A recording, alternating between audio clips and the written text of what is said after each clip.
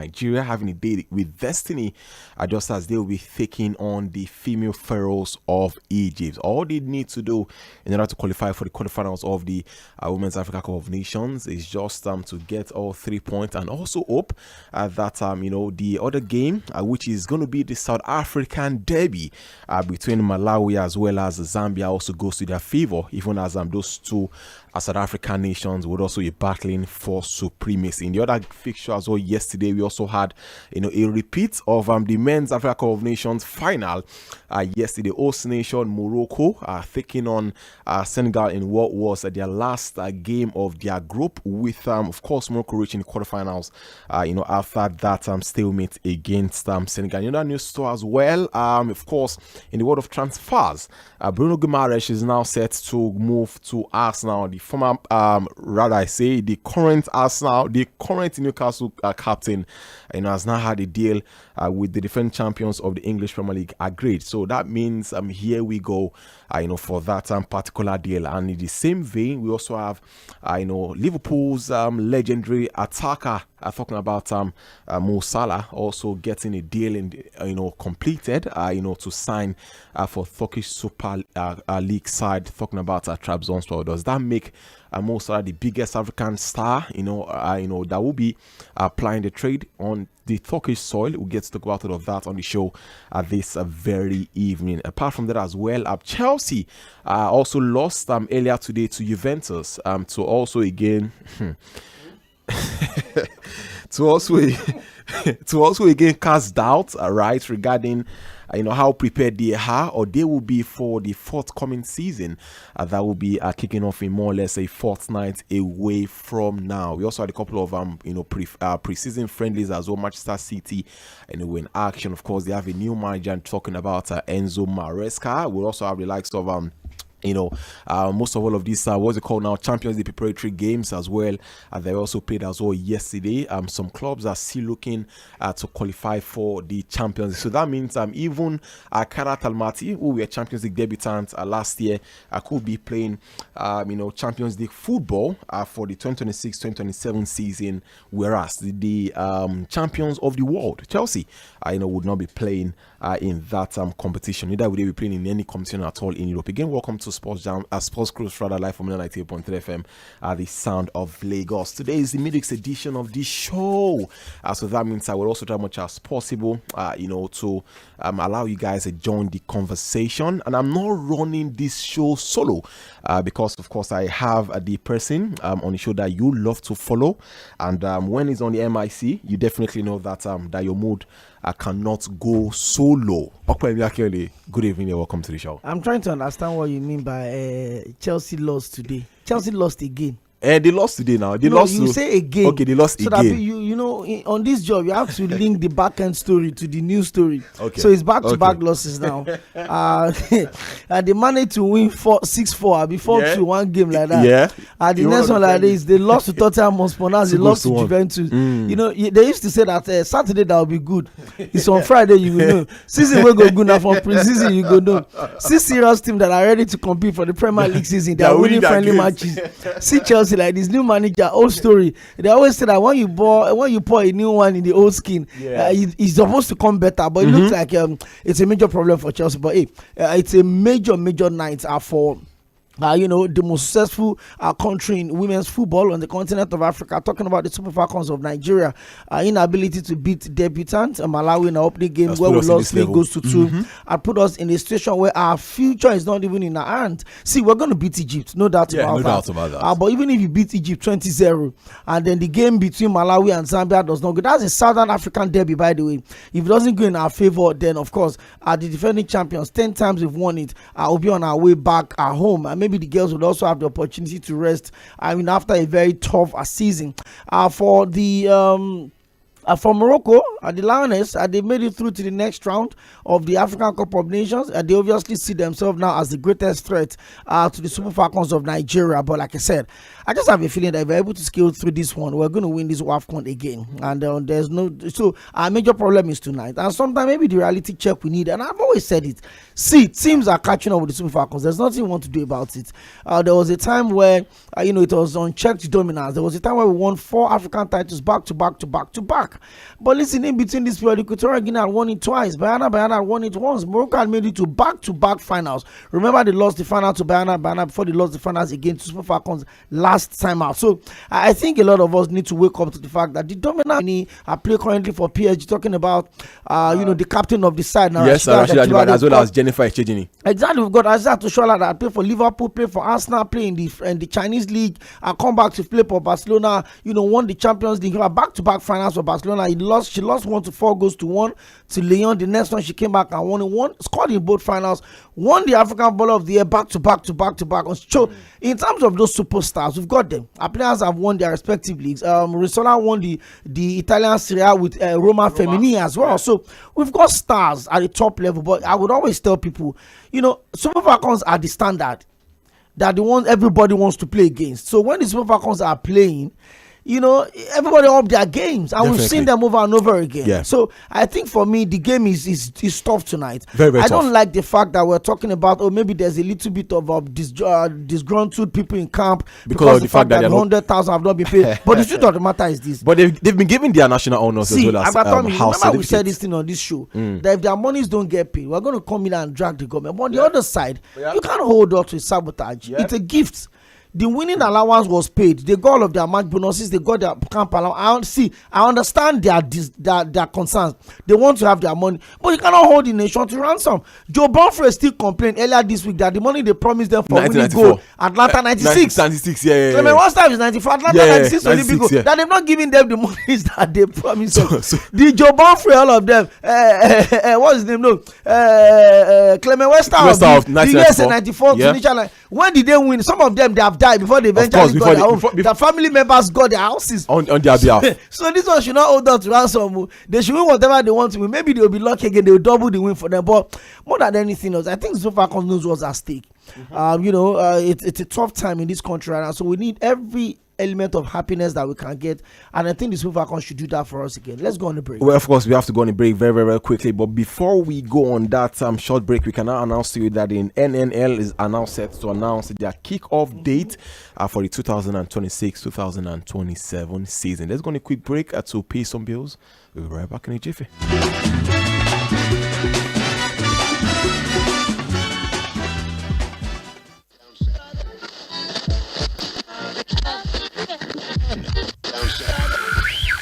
You're listening to Mainland 98.3 FM. The sound of Lagos.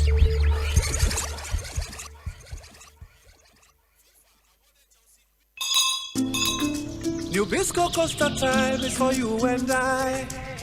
You can vibe with it at snack time.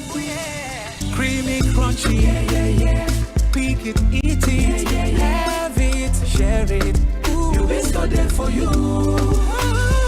Creamy, crunchy, pick it, eat it, have it, share it. Nabisco there for you.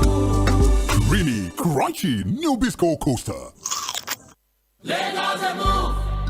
It's not like I don't like Lagos. The hustle and bustle, the opportunities, the possibilities, the vibe, the energy. But the city life took from me, Sha. Jumping downfall from Mile 2 to Marina. Sometimes the traffic go tie rapper and you'll have to get back up the following day for the same grind. But when the Lagos Rail Mass Transit launched, the Blue Line and the Red Line, I remember the first day I sat in that train. I fell back in love with Lagos. I could breathe again in my city. And the Jara is that I get to pay only half of its cost. So little by little, I'll get home and play ball with my boy. And even grab extra sleep before the alarm rings again. Small things that make life easy while chasing my dreams. My Lagos has been moving, and it will keep moving. Babajide Sanwo-Olu, leaving a lasting legacy. Lagos and move. Lagos and shine. From vision to legacy. Legacy to continuity. Ladies and gentlemen, the bride and groom are about to cut the cake. It's about to go down. Wait! My My love, wetin happen? Before I marry you, the TV where you promise, the fridge nko, where it is? Washing machine nko, will I be using my hands to wash clothes in 2026? Cancel this wedding. Relax, everybody. Who said I must buy everything once? I use CDK. CDK? Yes, so I dey pay small. Fridge, washing machine, even solar system. Now CDK. So all those things don't already dey house? Abba, since last month. Pastor, continue the wedding. Walk on down, join together. Why stress yourself? Get phones, TVs, solar appliances, furniture, and more on CDK. Pay small. Zero interest, normal market price. Download CDK today. Telephone 0707 454 3005. CDK, pay small, live big. I now perform my responsibility as the returning officer for the election.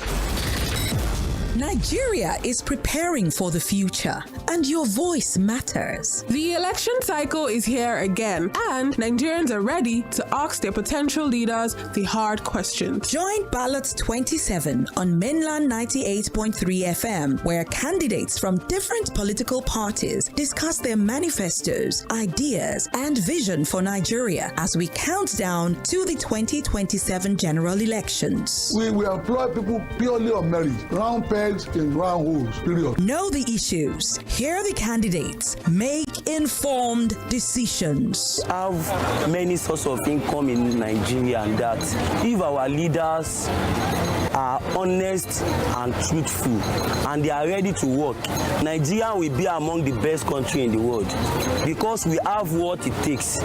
Ballot 27, building informed voters for the 2027 elections. Monday to Thursday at 1 p.m. Fridays at 2:30 p.m. Only on Mainland 98.3 FM. Nabisco Costa time is for you and I. You can vibe with it at snack time. Creamy, crunchy, pick it, eat it, have it, share it. Nabisco there for you. Creamy, crunchy, pick it, eat it, have it, share it. Nabisco there for you. Creamy, crunchy, Nabisco Coaster.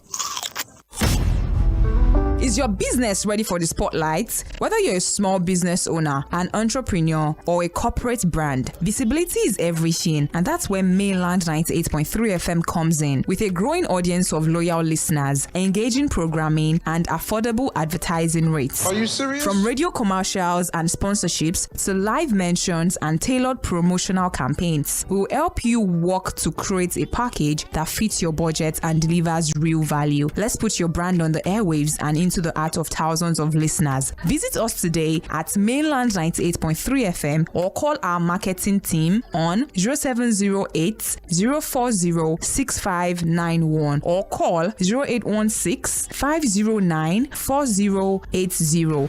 Mainland 98.3 FM, the sound of Lagos. My sisters used to call me 𝐴𝐵. Me, I was the undisputed champion. I calculated traffic like a maths professor. If I go by 4 a.m., how many hours? As a makeup artist, it's wild. To get to an event, I'll calculate traffic. To hang out at grandma's, I'll calculate traffic. To pick my sister from school, I'm calculating traffic. And to top it off, I'll still arrive late because traffic. I needed a way to survive these hours of traffic because in Lagos, you never back down. Instead, you move differently. What did I do? I did the same thing you did. I hopped on the fastest way to get me everywhere, the Lagos Blue or Red Rail Line. Because tell me why I should be doing basketballs in traffic for 45 minutes when I can get from Mile 2 to Marina in 10 minutes if I'm on the Lagos Blue Rail Line. Even the other day, when I had an Owambe event in Ikorodu and then Ikoyi on the same day, my staff kept saying it was impossible until I showed them my latest link up. We planted ourselves gidigba inside Lag Ferry. Then on those days when I have to get to Ojota to visit Granny and hang out with my sisters, I link up through the Okwebi Mende link bridge and cut straight through Mende, landing right on Ojota doorstep without hitting a single bottleneck. because the roads are smooth. And the best part, Lagos isn't done yet. The blue line is going to stretch from Mile 2 to Okokomaiko. And then the Lagos-Badagry Expressway is getting wider roads too, dedicated BRT lanes and a central rail corridor. You see Lagos, no be like before. Babajide Olusola Sanwo-Olu, leaving a lasting legacy. Ladies and gentlemen, the bride and groom are about to cut the cake. It's about to go down. Wait! My love, wetin happen? Before I marry you, the TV where you promise, the fridge nko, where e dey? Washing machine nko, will I be using my hands to wash clothes in 2026? Cancel this wedding. Relax, everybody. Who said I must buy everything once? I use CDK. CDK? Yes, so I dey pay small. Fridge, washing machine, even solar system. Na CDK. So all those things don't already dey house? Abba, since last month. Pastor, continue the wedding. Walk on down, join together. Why stress yourself? Get phones, TVs, solar appliances, furniture, and more on CDK. Pay small. Zero interest, normal market price. Download CDK today. Telephone 0707 454 3005. CDK, pay small, live big. Chai, my head oh. Oga landlord, why you dey shake like ceiling fan? My village people don't come again oh. This one with your body hot so, you don't do test? Yes, see result oh. Oga landlord, no be your village people oh. Na malaria, you need Luta. Luta na better medicine wey dey knack down malaria. Oya see am, take am. Thank you Oga Luta. I don't dey kampe. Luta, brand of Artemata and Lumefantrine, is another quality product from Hovid, marketed by Pharmatex Nigeria Limited. If symptoms persist after 3 days, see your doctor. Everybody say thanks, Luta. Malaria's in big trouble.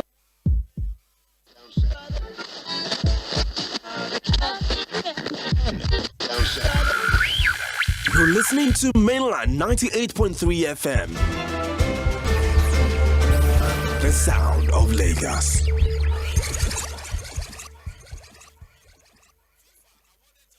Oh, yes! He's done it! That's astonishing. It's absolutely world class. This is not your regular sports show. This is Sport Cruise, only on Mainland 98.3 FM, the sound of Lagos. From hot transfer gist to Champions League drama, from Nigeria football madness to global sport cruise, we bring the vibes, the analysis, and pure football fire. On your marks, get set, go! Iguodala to Curry, back to Iguodala, up for the layup. Oh, blocked by James. LeBron James with the rejection. No long talk. This is where sports meets swagger. No boring breakdowns, just pure energy, passion, and premium banter with your favorite crew on deck every week. Sport Cruise, where sports meets vibe. That is a princely strike from John Duran. Open mouth. Hello, my name is Godwin Enoch and I'm a broadcast journalist. Yes, my friend will tell me that I am a sport administrator by accident. Listen every day of the weekday to Sports Cruise on Mainland FM. God bless you.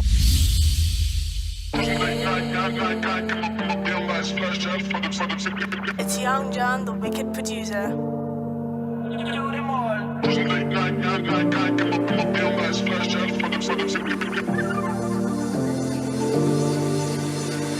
I look fly, yeah. I look good, yeah. I just smell nice, yeah. Everything, yeah. Money, I look fly, yeah. I look good, yeah. I just smell nice, yeah. Everything, yeah. God, you over cover me. Tibanja, my boss,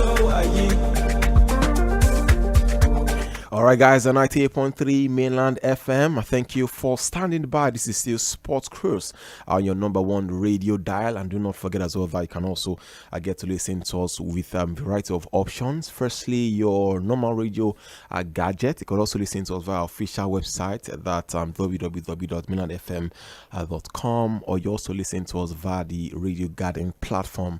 Just go on your Google Play Store or your Apple Play Store as well to search for Radio Garden, and then you download it, and you can also get to listen to us from any part of the world. Moving over very quickly, yes, just like we said, it's the midweek edition, so that means I would also try as much as possible to spice up the conversation with good music. And currently you're listening to Cheche by Young John featuring Ashake. Let's also move on very, very quickly. Just a few hours ago, we got the confirmation that Arsenal have now agreed a deal in principle to sign Newcastle United's captain Bruno Guimaraes. Would also get to talk about what this means, where he could be playing, for the Gunners this season, as well as the potential selection poster that Mikel Arteta will inherit for this season. Apart from that as well, we also have a couple of more transfer stories as well. The likes of Vinicius Junior, where could he be playing football in the 2026-2027 season. There are also rumors as well for Bradley Barcola, the French PSG forward as well, who has been of course, touted with a move to Liverpool. And of course, we'll also get to talk about the clash between Arsenal as well as Real Betis. And just very much recently as well, I think in the early hours of today, we saw a couple of videos as well as pictures for the legendary Mo Salah's arrival in Turkey at the Atatürk airport, where it was greeted by millions of Turkey fans. We'll talk reach millions. The car no reach, reach my boy. This PI is not going to say. But then, of course, this agenda will not say. I'm not even going to allow you. You see this agenda against Osimhen. Would have a conversation about that. But let's just start from home very, very quickly. Charity begins at home much later today by 9 p.m. at the Super Falcons of Nigeria are set for a date with Destiny much later tonight against the female Pharaohs of Egypt in a must-win clash. And if you also take a look at it as well, when it comes to the what's it called now table, you get to figure out that Nigeria are sitting at a place they are usually not familiar with. Of course, second behind debutant Malawi, and as it stands, they only need to get all maximum 3 points, even as well as also hope that Malawi also gets the job done against Zambia. But let me also bring you into the conversation very, very quickly. A spot in the quarterfinal is at stake right now.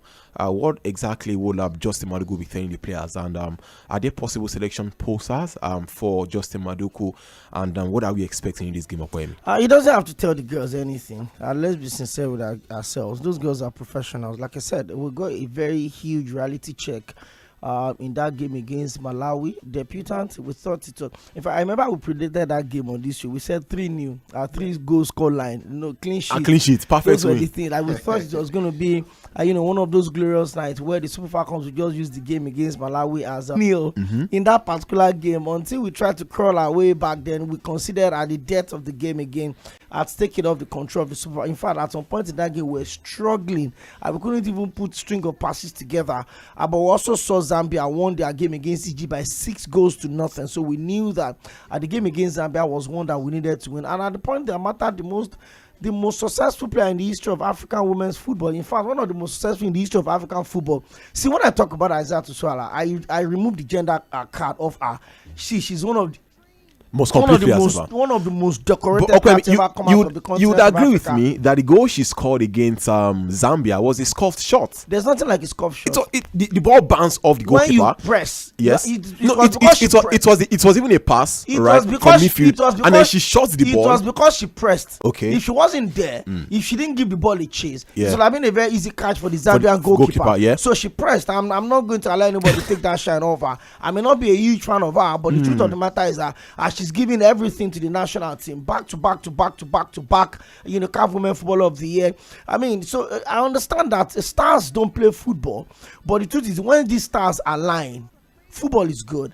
when the stars come to the game, football is beautiful. And when the big nights and people try to live up to their expectations and responsibilities, it's good. But unfortunately tonight, winning Egypt does not guarantee us the right to the next stage. Yeah. That's the point. So I was looking at the permutation today. So let me share a little with all of us so that we know that our future does not exactly even rest in our hands at the moment. Talking about what could be and what could not be with the Super Falcons. Especially in Group C. Let me break it down. There's one scenario. Zambia beat Malawi by 1 goal margin. Yes. That's the scenario 1. So, going by the above, if Zambia beats Malawi, all 3 teams will be tied on 3 points. 3 points in terms of their head-to-head. But Malawi will have 6 points. No, I'm talking about head-to-head. Okay, that means we're beating ourselves round. Yes, round, yeah. You are beating me, I'm beating you. So all of us have 3 points head-to-head. 3 points advantage, yeah. So then it goes into, I think the streaming is on. Okay, I think we'll have to reduce that a bit. And so there's the next tiebreaker will come into play. That is goals scored among the 3 teams. In terms of the goals scored, Malawi have scored 3. Malawi have scored 3. No, yes. 6. Malawi, no. Goals 4. They've scored 6. Malawi? Yes. They scored 3 against Nigeria. Then they also scored 3 against that was against Egypt. Against Egypt. Yes. So they have 6 goals 4. Yeah. But 6 goals for them. They considered 2 against Nigeria. Yeah. So they have a +4. What did they beat Egypt? 3-0. 3-1. 3-1. Yeah. So they have a +3. Yes, now I'm right. They have a +3. +3 goal difference. They have a +3 goals difference. Yeah. Which is different from goals 4. The Super Eagles have 0. Right. Yeah. But we have scored 3 goals as well. Malawi have also scored. No, Malawi scored 3 against us. They scored 3 against us. Okay. They considered 2 against us. They scored 3 against Egypt and also considered 1. You know what I don't like? Okay. This is not even a World Cup to semi-final calculation. And they're really looking at goal score. AFCON. Just AFCON. So all 3 teams will go down to 0 goals difference. Then the next tiebreaker will come into play. That is goals scored among the 3 teams. Yep. That is for scenario 1A. For scenario 1B, if Zambia wins by any other goal line, that is 2-1, 3-2, 4-3. That's a +1 goals difference against Malawi. Yeah. If they win 2-1, they are still down on goals scored and they will be eliminated. If they win 3-2, then all the 3 are tied on 3 goals scored, and the next criteria will be in 7.25 goals different from all of the games, including that of Egypt. Okay. So to get ourselves safe, we cannot concede against Egypt tonight. Yes. We have to score. But okay, on the flip side of things, if you take a look at the table right now, we have Malawi who are top of the group. Nigeria in second 3 points, Zambia in third with 3 points as well, and Egypt yet to get a point for themselves. So now, Egypt are out of this calculation. They're not out. So it is possible. They can only play spoilers. See, there's no way Egypt to beat Nigeria. This is not about them. Malawi beat exactly. See, we have woken up from but if Malawi could beat Nigeria, then Egypt can also do the same thing. That's what I'm saying. You understand what I'm trying to say? That's what I'm saying. But I'm very sure that Malawi will not beat us tonight. So Egypt will not beat. So I'm already ruling that one out. So okay, see, the best case scenario in all of this is Malawi gets to defeat Zambia in a South African derby, even if it is 1-0, right? Then Nigeria Malawi will not beat Zambia. But it is possible. Zambia will beat Malawi. The same Malawi, the Tabitha sisters, the same Malawi that defeated Nigeria. Have you seen the COSAFA Cup? Yeah, of course. We'll talk about that. They play like 17 times. Malawi already. They know Zambia beat them like 15 times. Every stage of football can be very funny. Yeah, it's like especially the Nigeria and Malawi game are giving us some twist. Yeah. But the truth is this: to be very safe tonight, to be very safe. Everything, the other calculation could favor Nigeria. If Malawi are to lose to Zambia, that is their best option. So what we have now is that we just pray that we beat Egypt by massive and scorer. then Malawi beat Zambia. Simple. We are safe. We are safe. But is it feasible? If the game ends in a draw, we are still safe. We are safe. Yes, for them. If the game ends in a win for Zambia, depending on the goal margin, if it is 2-1, 3-2, 4-3, anything more than 1, the Super Falcons will have to sit back and begin to do calculation. Just like what we witnessed in the game against. And the games will be played simultaneously. Yes, 9 p.m. together. It will be played simultaneously. So there's nothing like getting result from anywhere. Maybe after you can get what's going on. So the calculation tonight is this. Yeah. We need to get our job done, and then let's try as much as possible to beat Egypt as much as we can. So that by halftime, if the result filters into the other stadium between Malawi and Zambia, then there can be pressure. There will be G3. Yeah. There will be pressure. They'll be like, oh, the other teams, because as at that time, we're going to be on 6 points if we are leading Egypt. By halftime. If both of them have not scored against each other, both of them will be on, Malawi will be on 6 points. 7. Malawi will be on 7. Zambia will be on 4. On 4, yeah. So as it is right now, and because Zambia have a superior goal to us, if we are drawing Malawi, if you are drawing Egypt, and Zambia also drawing, Zambia will still go ahead of us because they have 4 points and they have superior goals to the Super Eagles of Nigeria, to the Super Falcons of Nigeria. So let's just be on the safe side. I'm not thinking that Malawi will beat Zambia, and that's a fact. And when I woke up this morning, I was feeling feverish, just like I'm feeling now. Yeah. And a part of me is saying that this is a sign. But the signal did not complete whether it's a good sign or a bad sign. Is it a good news or a bad news? Let me sound like $2 Yeah, actually. Is it a good settings? But something is telling me that oh my home, when shall I see my home? We may sing that song tonight. That's the Super Falcons. Yeah, there's a possibility. We fluffed our lines in the first against game. Malawi.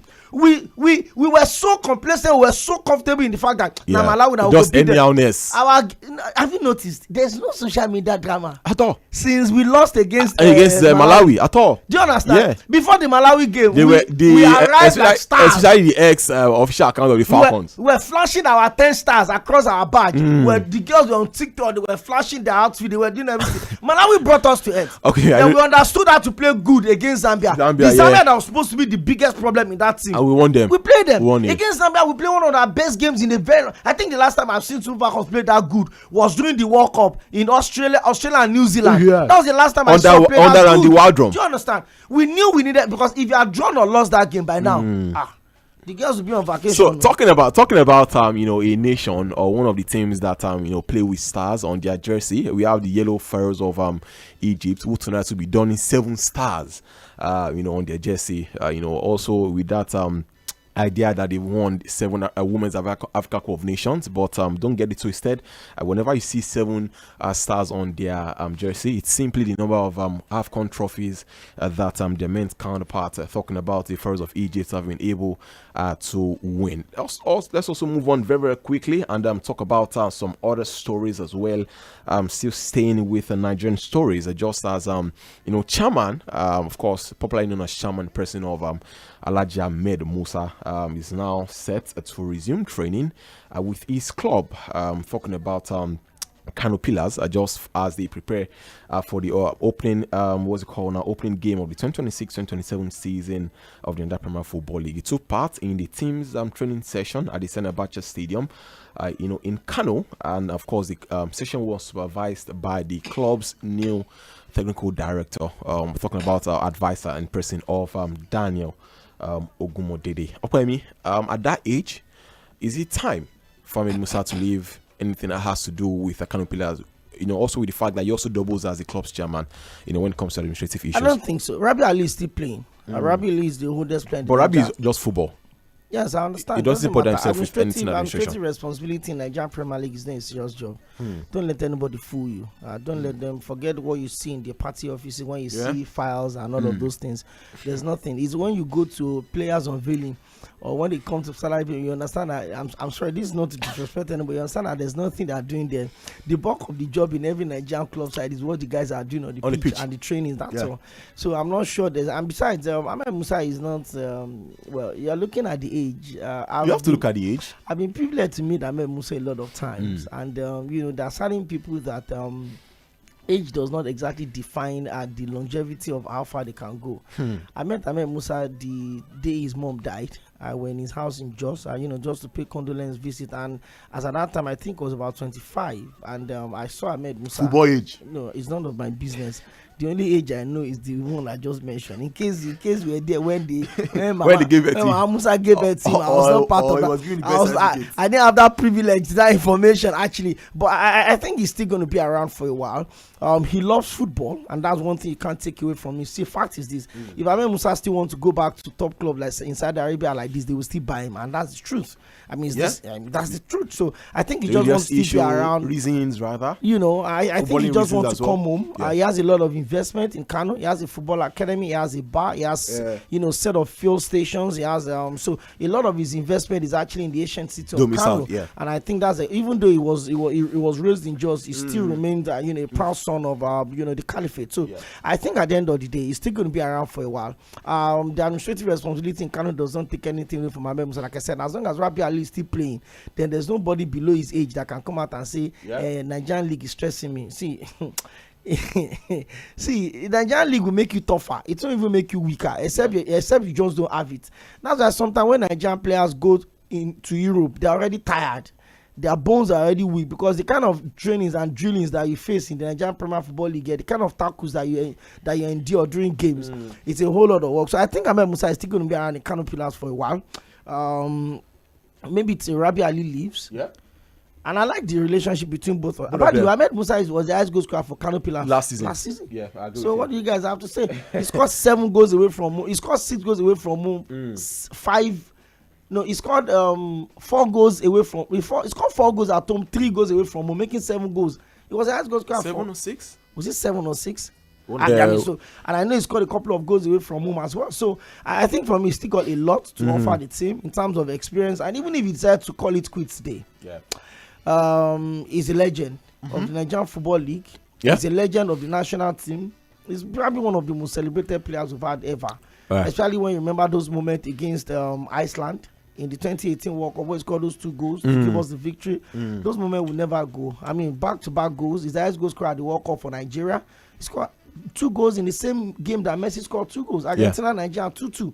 So he's got the back-to-back World Cup. So I think he's paid his dues. And you know my position on players like that. Definitely. They can leave whenever they feel like leaving. I think they've done enough to justify that. I can walk away when I want to walk. But when the ovation is at its loudest, no, you can't tell. You don't desire when the ovation. In the Nigerian Premier League, there's no ovation. No. The ovation, but the only time you have ovation is when you secure deal to Europe. Exactly. Ovation. That's just the truth. Baba, you are here. Which ovation? All right, guys. Moving on. Let's just quickly switch over to Europe.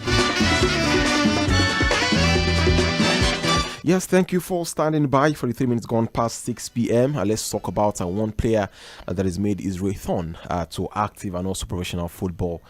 Talking about Chelsea's forward, Mykhailo Mudryk, who made his first appearance for the club in over 20 months, just as a substitute in their 1-0 defeat to Juventus in Hong Kong earlier on today.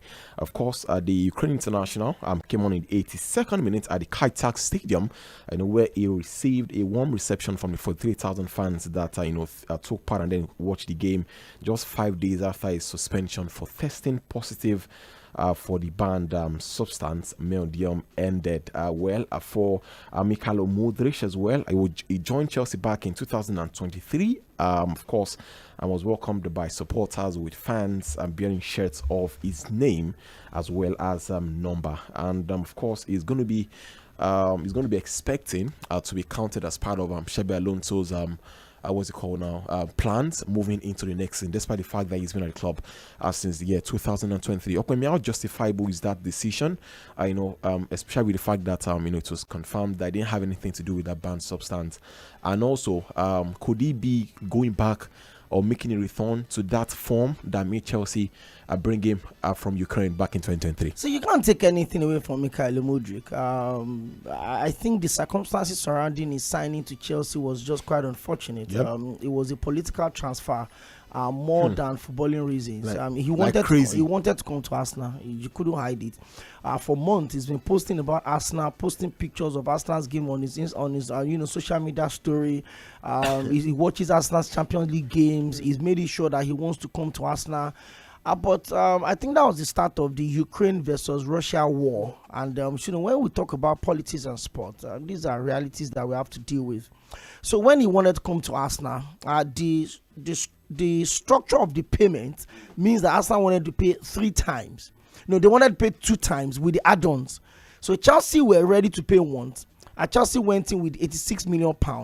And then the money could grow to 100 million in terms of add-ons and performance and then sell-on clauses and all of that. So, and then Ukrainian government felt like, listen, we need money to persecute this war, right? So the government stepped in and they said, this is the most expensive player that had ever been sold out of the Ukrainian league, right? So they got into that and it became political. And so when Chelsea came in with the mega deal and they were ready to pay once, the Ukrainian government just told Cʀᴜɪ紛 that you can't go to Arsenal, you have to go to Chelsea, because Arsenal were ready to pay twice with the add-on fees. Chelsea were ready to bring the money and once. Chelsea offered more than Arsenal were ready to offer, and then Chelsea paid even once and all of that, and that was exactly what happened. So I'm going to be very sincere. I mean, Cʀᴜɪ紛 is a fantastic player. We saw him, one of the best players to ever come out of the Ukrainian League in the last 4, 5, 6, 7, 8 seasons. He's that good, super player. He's shown it at different times at the top level for the national team.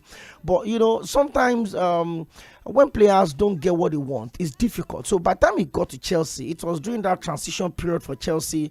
You know, managers were coming in and going out. They were doing trial and error with the team. Graham Potter was coming in. Frank Lampard was coming in. There was no consistency with the setup of the team. And you knew that the player that comes that way, there's going to be heavy spotlight on him. And the English press don't forgive.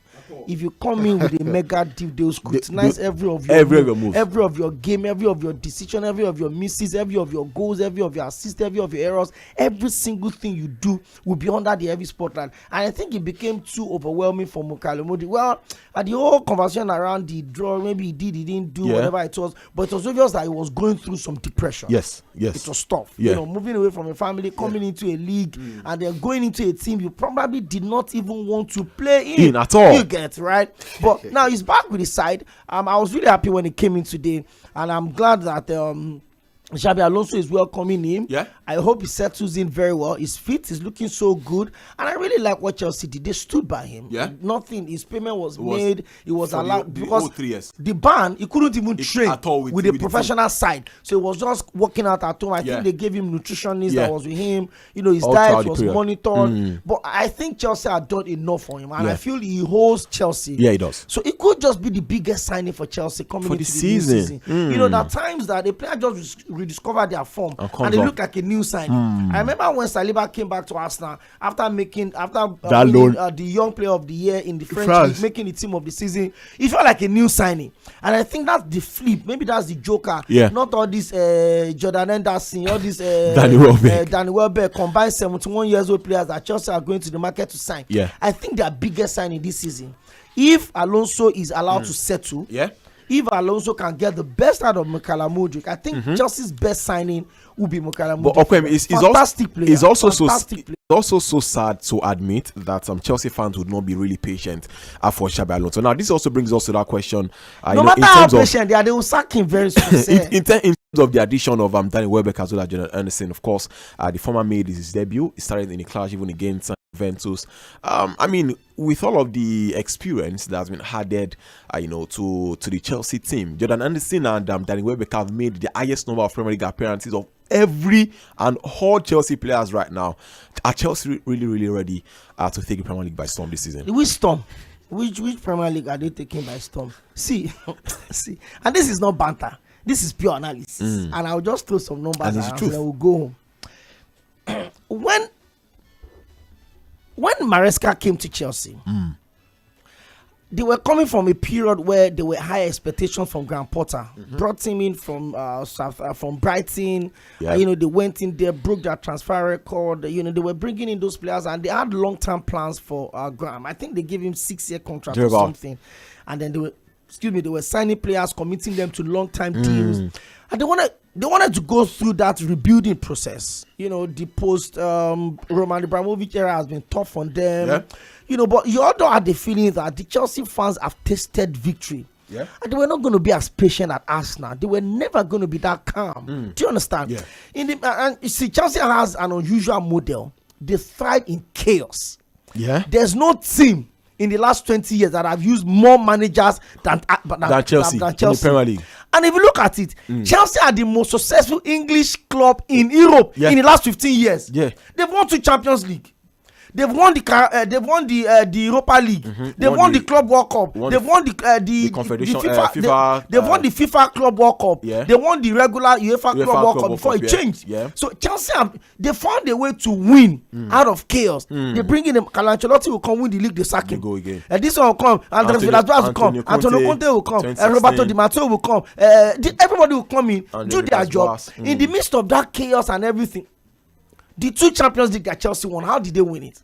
Andres Villas-Boas was the manager in 2012, but they were having a terrible season. They sacked him because he couldn't connect the senior players with the younger players. Ones, He was trying to form King Kong, sitting on the bench side as if he's Marcelo Bielsa. They sacked him. Then they brought in a certain Roberto Di Matteo. He was at West Bromwich Albion there, just trying to cut his teeth. Who delivered the Champions League for them? It was him. As a caretaker manager. Then he went to jump into collecting a 3 years. 8 months into the deal, they sacked him. The same team that Lampard said were not ready to compete. They sacked Lampard. They brought in Thomas Tuchel that could not win the Champions League with Messi, Mbappe. Messi was not part of the team. Sorry, Angel Di Maria, Mbappe, Sergio Ramos, Neymar. He couldn't win. He came to Chelsea. They were under transfer ban. He won the Champions League with them. So Chelsea have found a way to thrive in chaos. That's why I would always say this. Banter aside, Chelsea are the biggest English club in Europe in the last 12-15 seasons. Biggest winners. They're the biggest now. Winners is the biggest. I agree. They're bigger than Man U. I agree. How many Champions League? How many European trophies have Man U won within that period? How many have Man City won? How many have Liverpool won? Don't even mention us now. Do you understand? Of course. So Chelsea, they found a way to thrive in that chaos. But by the time Maresca came in, I was thinking that Chelsea were going to be patient with him. Of course. See, Maresca had seen what Man City is doing. He was assistant to Pep Guardiola. They won everything. The season Man City won the Champions League and the Premier League and everything. He was Pep Guardiola's assistant. He has seen what big players can do. And then he's coming into a Chelsea side that they were signing 17-year-old player. They were bringing in the Estevao. They were bringing, and Enzo Maresca was not ready to bid for the future. He wanted stars that was going to give him quick results. Do you understand? And that was where they all missed it. He wanted McKay signing. He wanted big money. He was seeing what Arsenal was doing. Bringing in key players, established players. And he said, listen, give me money. Let me sign big players. You cannot be signing 11, 21-year-old players and be loaning them to Strasbourg and be loaning them around. And I think that's where they fell apart. And the moment they fell apart, and I knew there was going to be trouble, then I think Enzo Maresca also didn't understand what it means to be a Chelsea manager. You cannot be telling your players at the start of the season, national team players that are playing senior football for the national team, you have a World Cup winner in your squad. You are telling them that they are not ready to compete. You are killing the mentality of the boys. You're killing the mentality of the boys. And it was obvious that the players wanted him out, and they had a string of bad results. And they just in their emptiness felt like Liam Rosinio was an upgrade on Enzo Maresca. You should have just come to carry Bengo Gubote or Fidelis Ilechukwu in Nigeria. You went to bring a PhD teacher that was struggling in Strasbourg. I'm also sure that you'd also fancy that role if you had an idea, to be honest. You see, there are certain traps that you are not supposed to. But you're getting the money. The money that will choke you. There are certain traps that when they set it for you like this, you don't go in like this. They say you don't put 2 legs inside cold water at the same time. You put one leg and see how you react. The funny part of the conversation, it started well. Yeah, he did. He won his first 6 games. No, he was putting together strings of. Then Arsenal happened. And as he was, so one thing we forgot to say was the fact that even as he was winning, he was also giving press conferences as well. Every market day, speaking to the media. Every AK market day, Lambros, he's in half time he will give interview, full time he will give interview. Then Arsenal came. Arsenal broke the run. They won them, knocked them out. And at that moment, I knew that Chelsea were very fragile. I knew that they needed a manager with experience and stability. So when the name of Alonso started popping out, I was looking at the Alonso, not the one at Madrid, but the one at Bayern. I looked at the one at Bayern, the one that went through the entire. It can't happen in the Premier League. But I think Chelsea's target now is to get back to maybe what Man U did. See, I'm not going to lie to you. I would advise Chelsea fans to lower their expectations. This is old glory season. All right, guys, you've heard from 𝐴ᴇᴜ. He's asked you guys to just lower your expectations. I don't expect too much from the young boys, but let me also hear what you guys make of that comment too, as well as your overall impression of Chelsea's defeat in the hands of Juventus right there in Hong Kong. Just before we leave as well, very quickly, we'll try much as possible to make use of this remaining 3 minutes you're about to pick your calls. But let's also talk about Bruno Guimaraes 𝐴ᴜ. The Newcastle captain has not agreed to join Arsenal. Both clubs have agreed to make the deal permanent, and we report as well that Beta, who is the sporting director of Arsenal, was willing to pay around the sum of £50 million for Bruno Guimaraes. Of course, with the entire fee already agreed right now, I think the most important question really is how important or where does Aɗɪɪrīᴏ Guimaraes play? Does he go into the first 11 off from the off? You want to loan him? Or we could see a different tactic, from Mikel Arteta to accommodate all of his midfielders. See, Arsenal is a big side now. And then the big players will have to understand that there are times you'll have to sit on the bench. See, I'll continue to say it. A lot of people thought they've seen the best of Declan Rice. You've not seen it yet. With another enforcer, another hard tackler, another ball fighter, ball winner, transitioner like Bruno, you will now see the best of Declan because he will be able to get a couple of rest in big games. Do you understand? So the question for Arteta is this: where do you drop Zubimendi? Yep. Where do you drop Mikel Merino? Lewis Kelly. Okay. Where do you drop? See, Mikel Merino has shown that he's like the Garba Lawa of the Super Eagles those days. He can play anywhere. During the top period, he was the striker. So even versatile. for Spain, he comes in as a false nine. So he does not even have that problem. There's also a certain Eberechi that sometimes would have to be allowed to dig deep. But one thing is sure. Arsenal has got a squad that can take them over the line. You see that Champions League drama against PSG? They should bring it again. All right. So just before we also go, just one more question. I know the of course listeners want to join this conversation as well. Still talking about Arsenal as well. Of course, they are currently playing against Real Betis. It's also an opportunity for Mikel Arteta to also fine tune his what's it called tactics just before the beginning of the season. Now, of course, there are rumors that they could also be Vinicius Junior that could be joining the team. How feasible is that transfer? And do you see Vinicius Junior donning the red and white jersey of Arsenal? Nothing is impossible in football, but I always tell people that don't live over your don't overhype your expectations.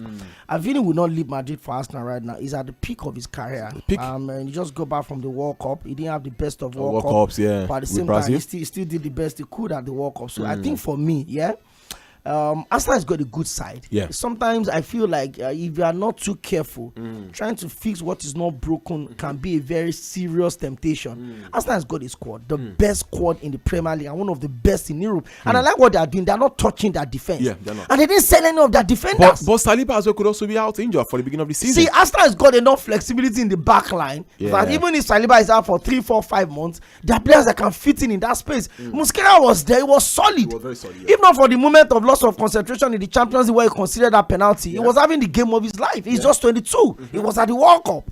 So I think for Arsenal, they've got a decent side. If that can see, Arsenal will retain the Premier League title. Let's just say with ourselves. All right, guys, let's also see. Let's see how all of that would also unfold as just like you mentioned. I think at the beginning of the season, last season, just before the season comments, we all gave our predictions on the show, and I came up with a very, very crazy prediction, and thank God that was welcome to you see, you have enemies, so you know many people are waiting for you to sweep Anthony. I think Arsenal did not win last season. I would have sweat. All right, guys, that's the size of the packet at the midweek edition. Tomorrow definitely pick some calls, a lot of calls, by the way. I'll see you guys tomorrow by 6, and have a wonderful, wonderful night. See you guys tomorrow. Bye bye.